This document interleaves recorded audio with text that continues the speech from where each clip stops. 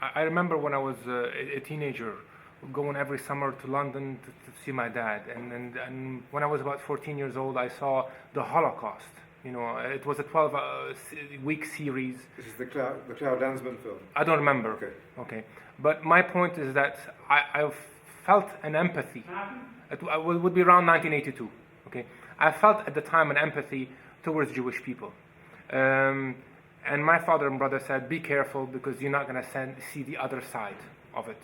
You're not going to see the Palestinian suffering. This is actually used manipulatively. Okay. Now, recently, Hejo Mayer, an Auschwitz survivor, came and talked in Dublin about 3 weeks ago, and he was talking against Israeli policies and making parallels between Nazi Germany before 1939, before there was a talk of actually extermination. I felt affirmed as a human being, because I realized what happened to me as a teenager slowly growing up is the pressure not to empathize with Jews in general, because there seems to be a Zionist movement trying to portray a specific image of Jew, and I felt that cut me off from the other Jews.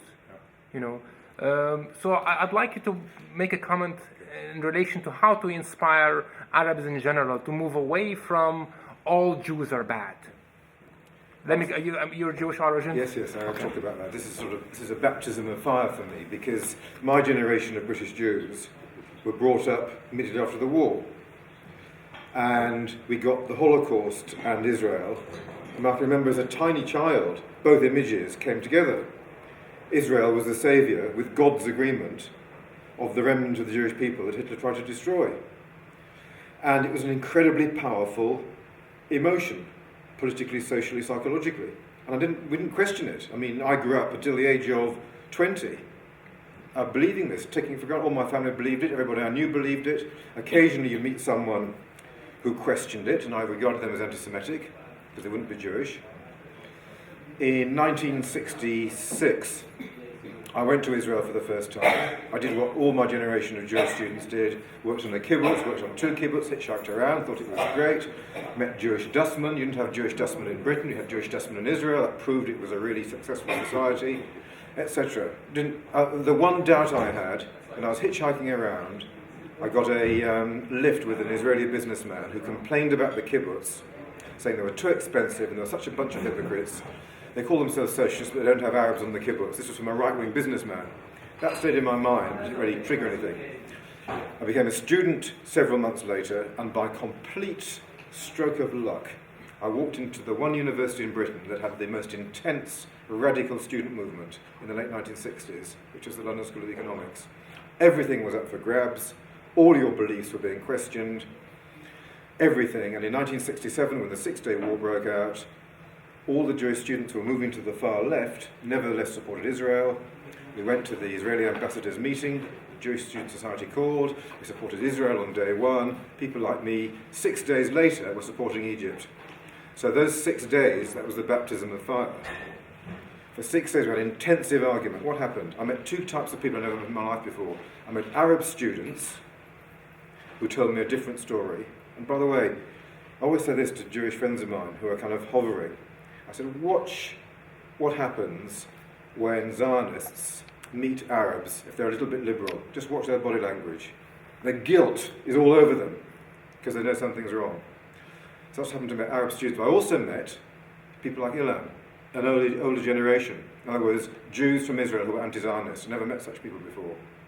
A combination of meeting Arab socialists and Jewish anti-Zionist socialists in that atmosphere was absolutely overwhelming, and I changed my mind.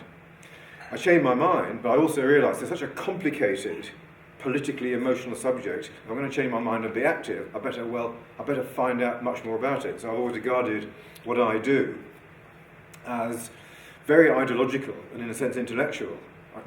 One of the things that people like me have to do, in a sense more than for Ilan and Ghada, being a British Jew, born in Britain, etc., is to be a sort of ideological warrior for Palestine, breaking down the arguments as much as possible, including, and to go back to the Holocaust question, including the Holocaust question. And for me it's now terribly straightforward. What happened, in a sense, and Tariq Ali put this very effectively, that the Palestinians became the second victims of the Holocaust, Because the Holocaust survivors that went to Israel, and some of them had no choice, by the way, what should have happened after the Second World War, Holocaust survivors should have been taken in by the Allies, big time, America, Australia, Britain, but they were very cynical, as I had been in 1917.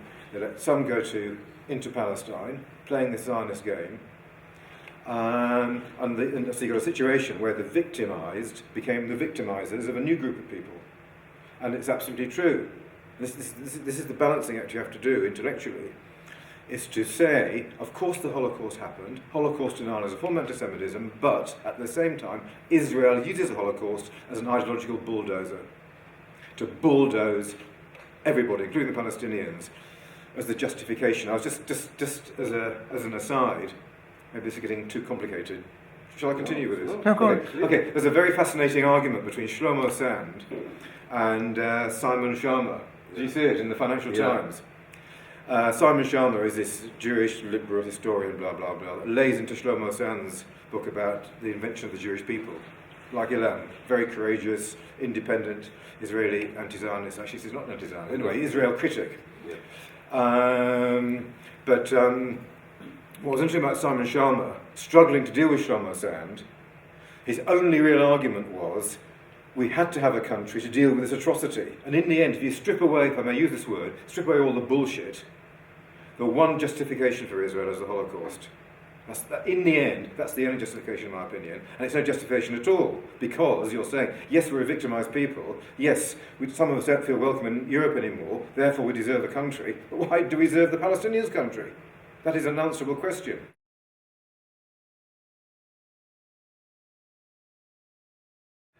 Israel survives, because the Zionist movement was a successful movement in terms of colonization and depopulation. It's not the only movement in the world that did it.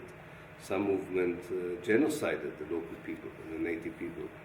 So first of all, it's if there is Israel, it has first of all to do with a very aggressive settler colonialist society. That's first.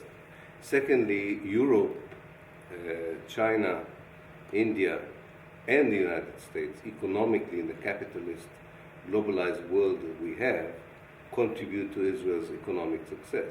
As you probably know, the only Western, if Israel is the West, let's say Israel economically is a Western society, it's the Western economy that did better than any other Western economy in the last crisis. I don't know if you know it, but it was in terms of capitalist growth, there was no crisis in Israel. No banking crisis, no more unemployment, a little bit housing crisis, but nothing particular. So there is a complex of economic, strategic, and in Europe's case, a guilt complex that sustains Israel. You are right that the Christian Zionist component is the most bizarre. I don't think it's the most important, most crucial. It is crucial, but not the most crucial. It is interesting in two ways. A, because it brings us back to the unknown chapter in Zionism, where the leaders of the movement were seeking a territory and were not focused on Palestine. You know, they had several options.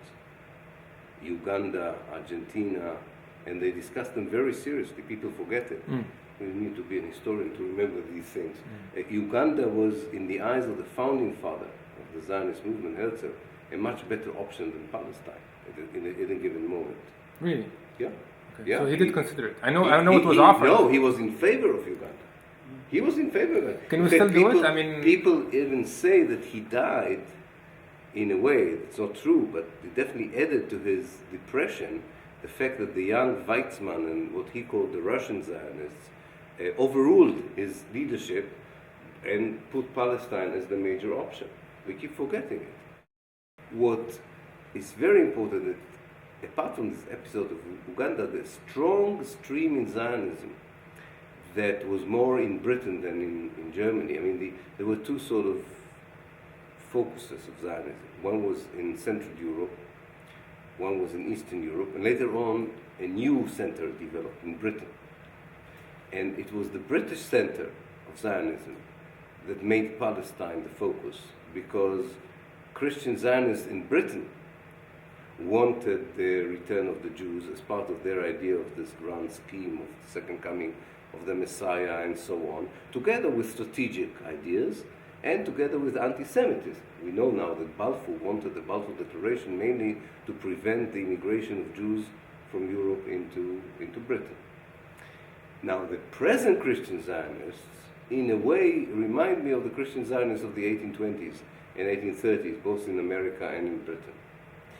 And you are right that it shows you the ethical fallacy of the State of Israel in that respect, because especially those Israelis like Netanyahu who recruited the Christian Zionists in the first place to support modern-day Israel, which is a new phenomenon, by the way. Only it starts when Netanyahu is the Israeli ambassador to the United Nations. Until then, you don't hear much about Christian Zionist political support. You hear about pilgrimage, but not political support.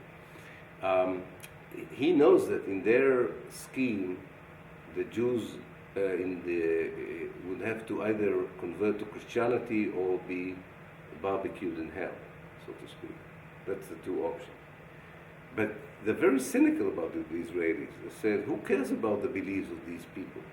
If that leads them to support now the State of Israel, A, we don't believe in their final scheme. We don't think that the divine scheme of Christ would happen.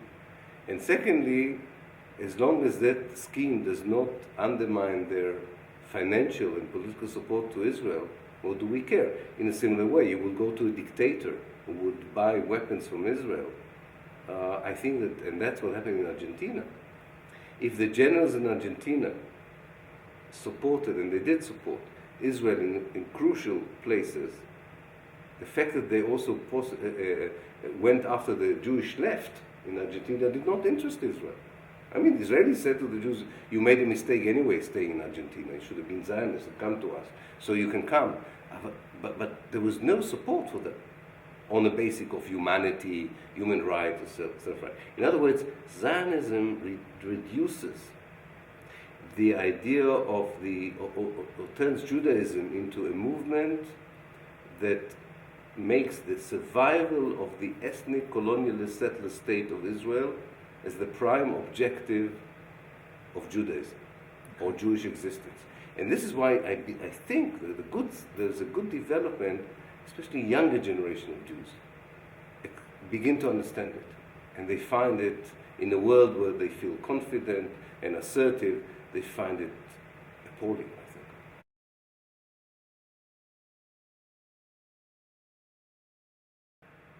How do you sustain yourself doing this without being deflated on a regular basis?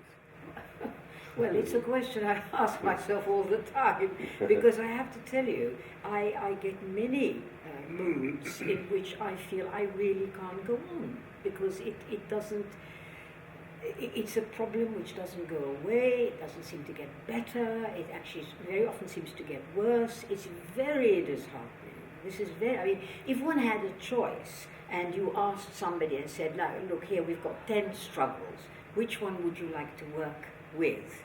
Believe me, nobody would choose this one if it wasn't forced on you, because it really is extremely dispiriting very often and in fact baffling, and in my case I sometimes think I'll have to give up because I just can't stand it. Now, of course, one has these moments, but I can't give it up, because I mean, it is my experience that Palestinians in general, for being a Palestinian is like, it's a career, it's a profession. You can't give it up because it's part of you. Because this injustice has been so immense that you can't swallow it. Frankly, I can't swallow it. And as time passes and I grow older, what I have found is my anger at this injustice, it grows. It just grows, because it's almost as if I understand more and more the enormity of the crime that was perpetrated against the Palestinian people. When I started being an activist, I suppose, which was in the early 1970s, I came across the most dispiriting, depressing, and the strongest hostility that can be imagined Britain at that time was very pro-Israeli. The 67 war had happened. Israelis were looked on as heroes who'd fought against terrible odds, these powerful Arabs, and how they'd smashed them. Everybody admired Israel. So working for the Palestinian cause not only meant trying to create a movement, which wasn't easy because there were not that many Palestinians there at the time or sympathized, but you were fighting against all the time a wall of prejudice, which on the one hand supported and was excited by the Israeli success and thought it was right and proper, and on the other despised Arabs, really despised them. In our case, in the Palestinian case, I frequently remember being told, look here, you've got a home in England, what are you complaining about? You know, you're here, you're not sitting in a refugee camp. The idea always that was to be given to me was that we were squatters. Actually, our presence in Palestine, our existence in Palestine, was those of squatters in somebody else's territory. And therefore, when the rightful owners appeared, you know how you do with squatters in a building, the rightful owners appear, so the police come and throw you out. That's how it felt. Now, over the years, it was very slow and very painful, but over time, two phenomena happened. The earlier one, and for me, the most rewarding, was the appearance of a new phenomenon, something called an anti-Zionist Jew. And these people started to appear from Israel. That was the extraordinary thing, that they were Israelis, a very small number, but they were really on the same side. And this was for me an extraordinary experience. I'd been told Israelis are enemies, you don't have anything to do with them, you don't have anything to do. And this was really remarkable. These people have remained friends since then. And that trend has increased. Now, that was on the one hand. And then on the other, with the war in Lebanon in 1982, and then the Intifada, the first Intifada, I began to see a definite change in the way Israel was viewed. And don't get me wrong, it's not that they thought Palestinians were deserving or were nice people or anybody. It's actually that they went off Israel. They started to see Israel differently. And that trend has grown. Now, I mean, I can only hope now, at the end of many years of activism, that maybe we begin to see some light. That there are, I mean, I'm not unaware of this where we're talking. I've got on my right a Jewish Israeli, on my left a Jewish Briton, both of whom, all of us, share the same view. This is encouraging. This is exciting. So it's for such moments, maybe, that one lives. Can you share some of how you've got to maintain yourself and project your sense of self? In terms of making a difference, do you mean? Yes. I'll give you two very different examples, just to go back to the 67 war, because Ghada reminded me. When I changed sides and went home, my parents had tears in their eyes when Israel seized Jerusalem. This was the liberation of Jerusalem for the Jewish people, as they saw it. And I said, hang on a minute, just maybe the Arabs had a case. That's all I said. Maybe the Arabs had a case. And they turned around and said, that's a Nazi talking. That's how insane and extreme this dialogue was. And this wasn't the only home this was going on in. What's interesting, 20 years later, in the Intifada, 1987 Intifada, obviously from that point on, I was at war with my family over this. In 1987, my dad basically was a liberal. Despite all this, he remained a liberal Zionist. In 1987, he was shocked by Israeli soldiers shooting Palestinian teenage stone throwers. He couldn't believe Israel could do such a thing. How could the Jews behave like this? In other words, of course, it was me arguing with him, but in his own eyes, he began to change. This was a totally committed Zionist. He was so, you can't imagine how proud some Zionists are to be Zionists. He was so proud to be a Zionist, and he was shaken. And to his dying day, he had growing doubts. So I saw in my own family the beginnings of a shift. So that's one way of, if you like, making a difference. I made a difference in arguing with my family, but actually the situation itself began to demoralise a kind of what I call Dream Israel. And the British Jewish community is fed a picture of Israel which never had any relation to the truth. And I began to call it Dream Israel. And they're now seeing Nightmare Israel, which gets worse by the day. That's terribly important in the shifting public opinion. But the other point I made was just going back to the boycott movement. I mean, our little committee that sits in London is terribly small, but we've made a huge impact. We're punching well above our weight. And we're all astonished. I mean, Ghada said it in the meeting, we're all astonished by, we just scratched the surface a little bit. Just the idea of raising a boycott of Israel has got them panicking. I mean, it's true, there was a paper went to the Israeli cabinet 10 days ago saying we're worried about this campaign to delegitimize Israel. Well, we know for sure we've contributed to that because the Israeli ambassador said so. They've said London is the anti-Zionist capital of Europe. That's an exaggeration, but it's a measure. I know that I've made a contribution to that. And my friends and comrades have. My book, the meetings I share with Ghada and Ilan and lots of others, etc., etc., etc. So, you know, when you're in a movement, I was in the student movement, I've been in lots of movements, campaigns. You know when a campaign is beginning to bite. I'm not saying it means it's going to win. Campaign can bite, you can still be defeated. But you do have a sense of beginning to shift things. I mean, I remained, if you like, a radical person because of the student movement, because we shifted things in the student movement. Large numbers of people begin to move, you begin to shape events, change events. So that, for me, keeps me going. In terms of optimism, pessimism, I remain optimistic because of that experience when I was much younger.